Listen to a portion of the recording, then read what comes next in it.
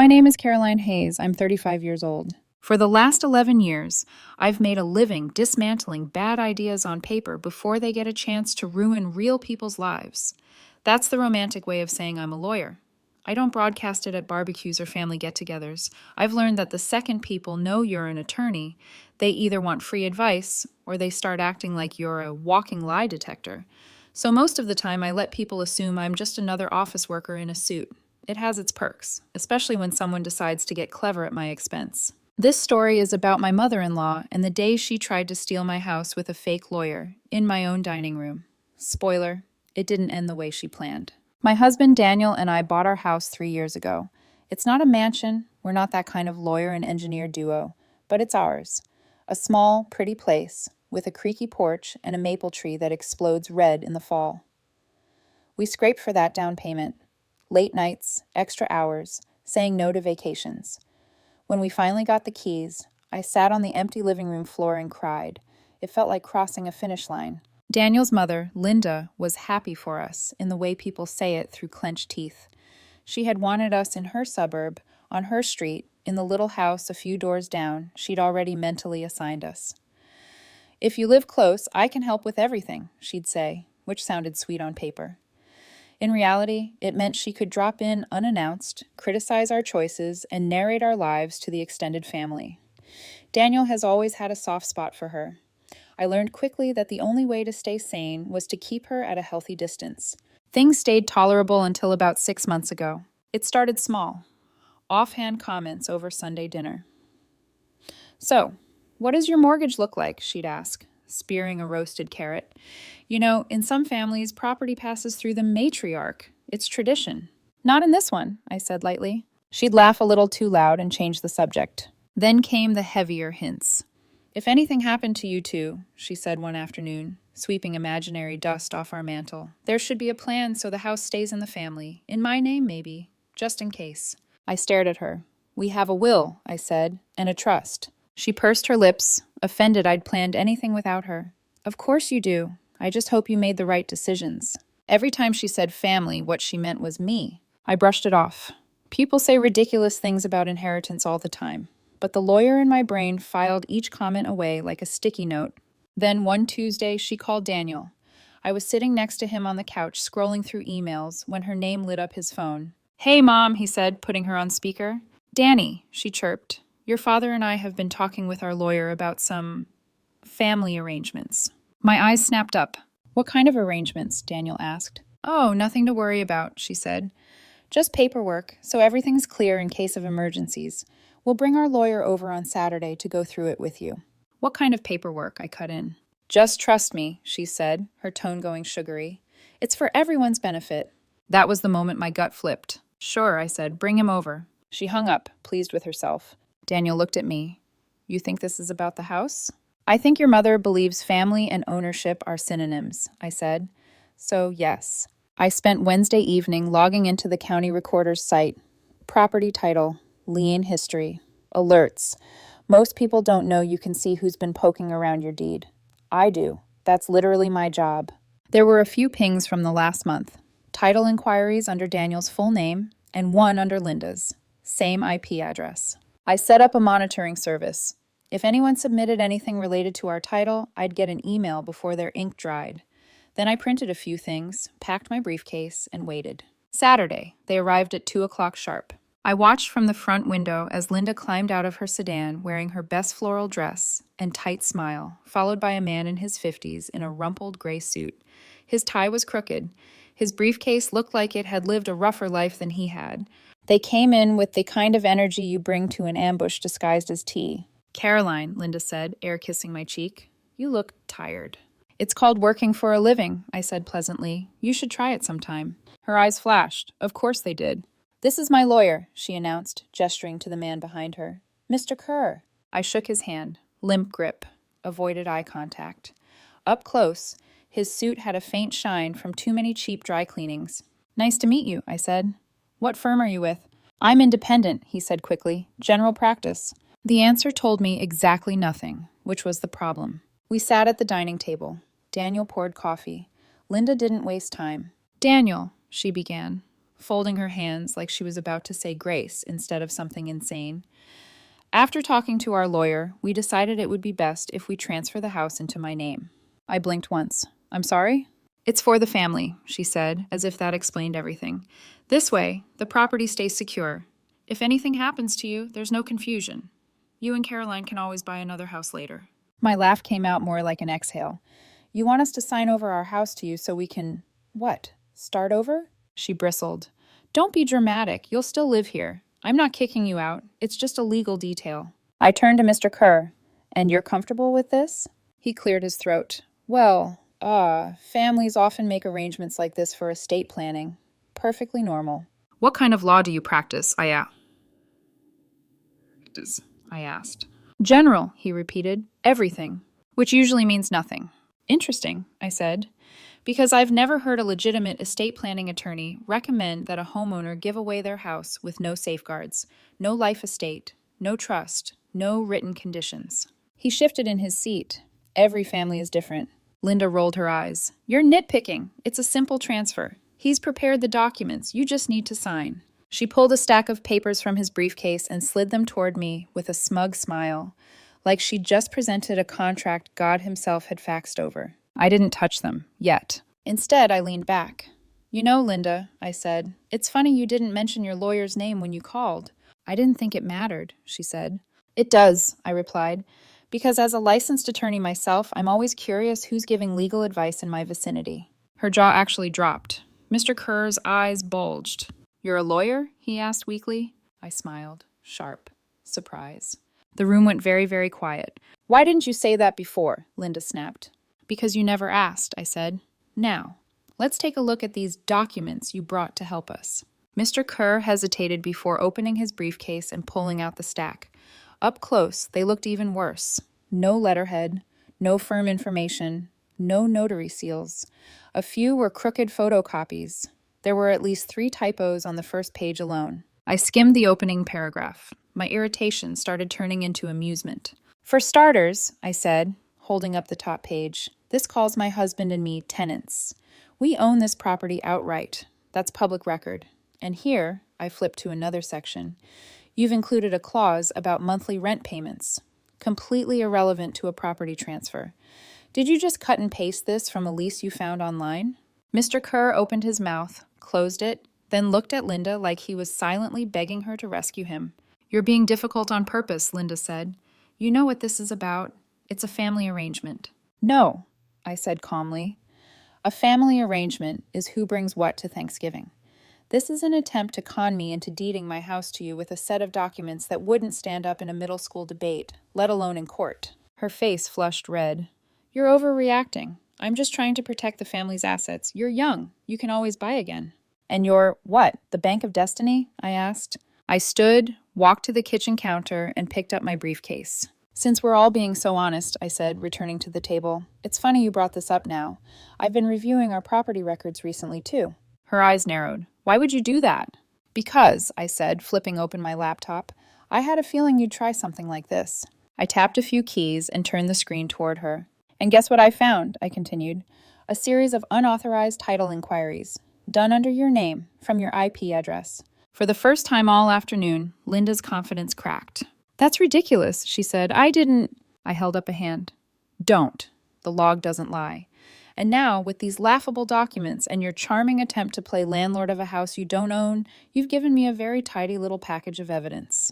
Mr. Kerr swallowed hard. Linda's smile was gone. For the first time since she walked into my house, she looked exactly the way she should have from the beginning. Worried.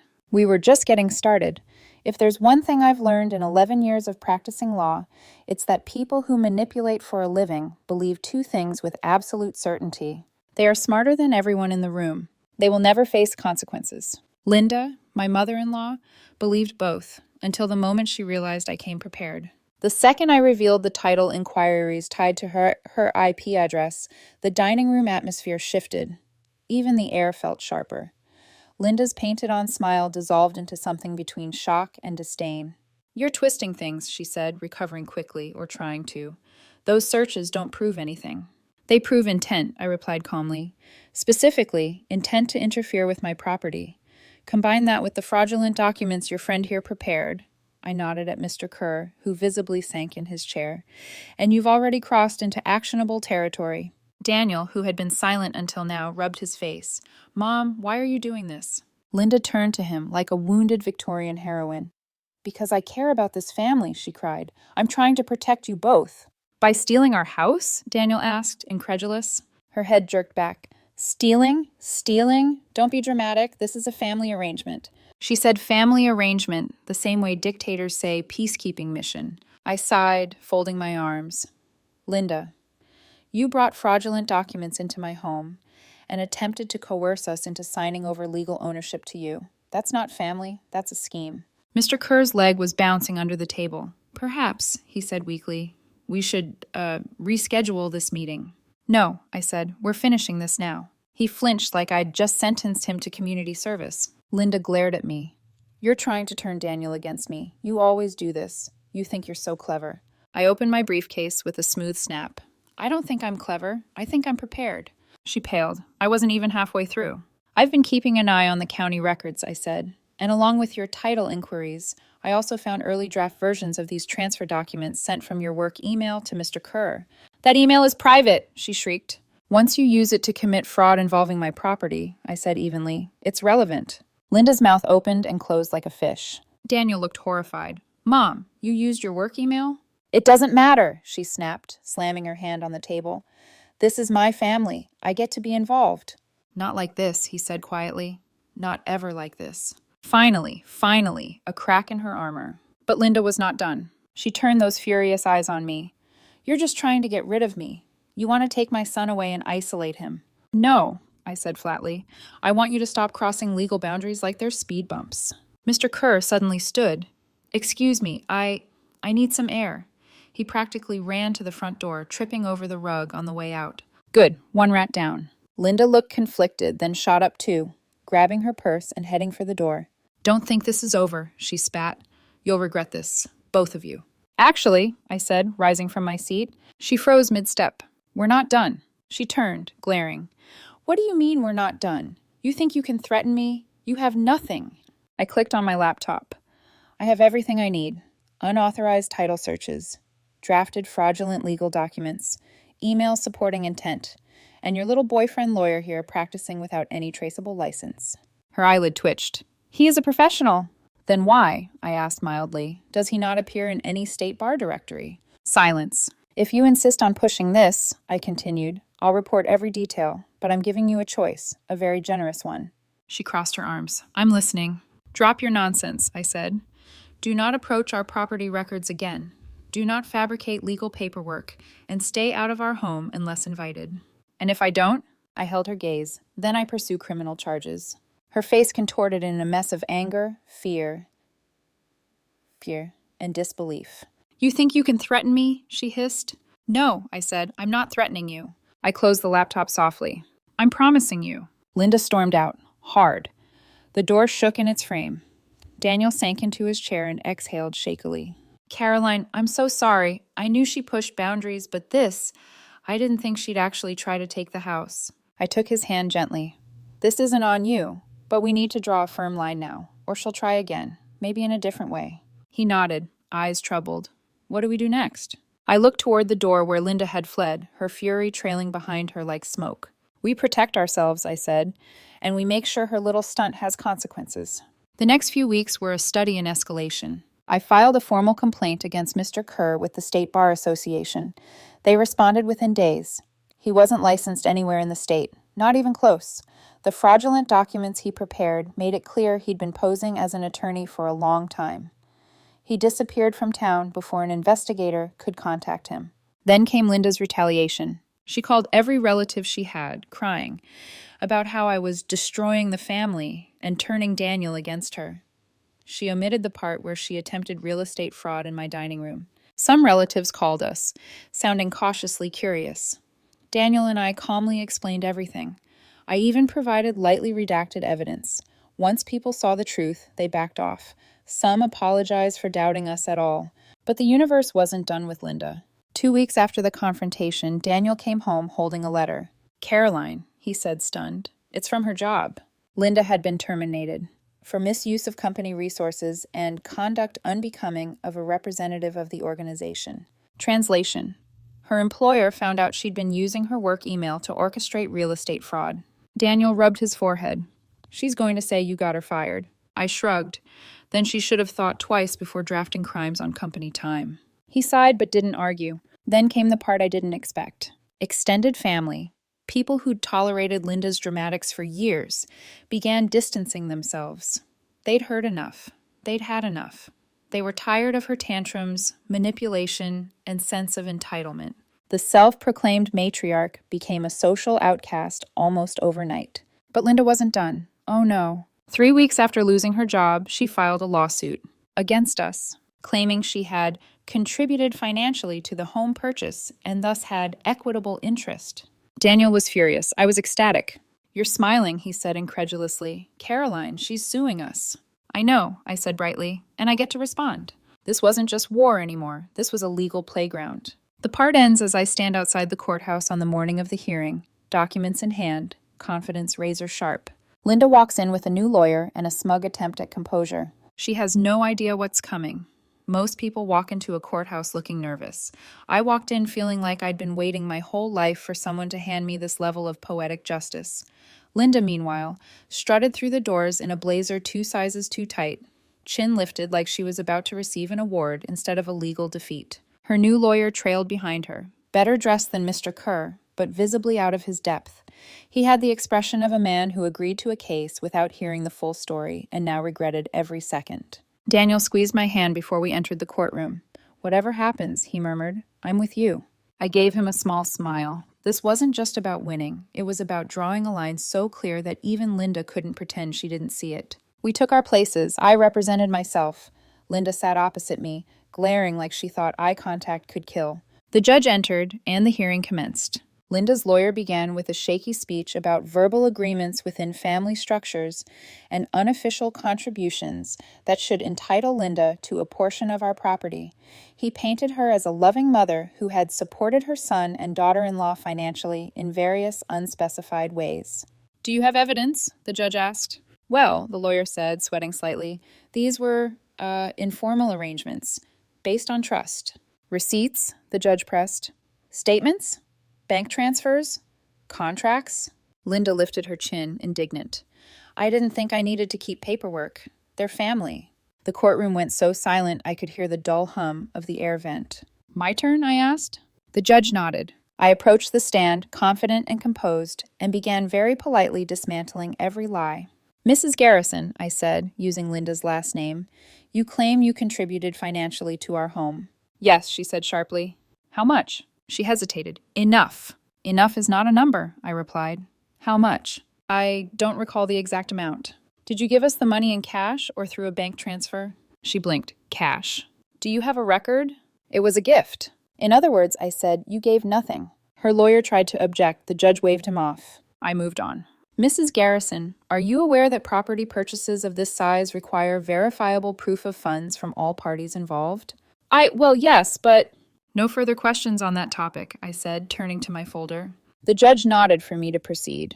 I presented printouts of her unauthorized title inquiries, complete with timestamps and her IP address. Linda's face drained of color. Then I displayed her email correspondences with Mr. Kerr, drafts of her fraudulent documents sent from her work account. Her new lawyer nearly dropped his pen. Then I introduced copies of the forged transfer documents she brought to my house, documents that misidentified us as tenants and included irrelevant rent clauses. Then I presented the restraining order I'd obtained after her escalating harassment following the first confrontation. By the time I finished, the judge looked like he wanted to either laugh or sigh deeply. Mrs. Garrison, he said sternly, do you have any evidence to support your claim of partial ownership? Linda sputtered. She's twisting everything. She's turning my son against me. Daniel stood. Mom, he said softly, voice thick with hurt. You did this, not Caroline. You. Linda's eyes filled with tears, but they weren't remorseful. They were furious. The judge cleared his throat. I'm issuing a summary dismissal. This lawsuit has no merit. Furthermore, Mrs. Garrison, you will pay the defendant's legal fees. He glanced at me. Though she appears to have handled this remarkably well on her own. Thank you, Your Honor, I said, unable to hide the small smile that tugged at my lips. The gavel struck. Case closed. Linda shot out of her chair like it was on fire. You'll regret this, she hissed at me. You think you've won, but you haven't seen the last of me. I tilted my head. Actually, Linda, I think I have. She stormed out of the courtroom, nearly knocking over a trash can on her way to the hallway. When the door shut behind her, Daniel let out a long, exhausted breath. Caroline, he said quietly, I'm sorry. For what? For every time I defended her, for not seeing how far she would go, for not believing sooner that she could do something this extreme. I touched his cheek gently. You're not responsible for her choices, but we are responsible for protecting our life from them.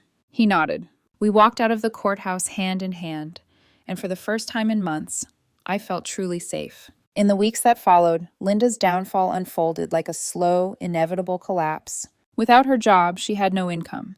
Without the support of relatives, many of whom finally understood the scale of her manipulation, she had no audience. Without leverage over Daniel, she had no influence. She became a ghost in the family group chats, sending long, dramatic messages that few people responded to. Eventually, even those died down. Once or twice, we heard through cousins that she was telling anyone who would listen that I had ruined her life. Maybe I did. But she tried to ruin ours first, and she lost. One evening, as Daniel and I sat on the back porch watching the sunset brush the sky with soft pinks, he turned to me. We're finally free, he whispered. Yeah, I said, leaning my head on his shoulder. We are. We talked about our house, the house she'd tried so hard to take. We talked about planting more flowers in the front yard. We talked about repainting the guest room. We talked about our next chapter, free from interference. When I looked at our home, our porch light glowing, the maple tree rustling gently, our lives intact, I felt something fierce rise in my chest. Pride, peace, resolution. This house isn't just where we live. It's where we stood up for ourselves, where we drew a boundary and didn't let anyone, family or not, bulldoze it. And that's something Linda could never take away.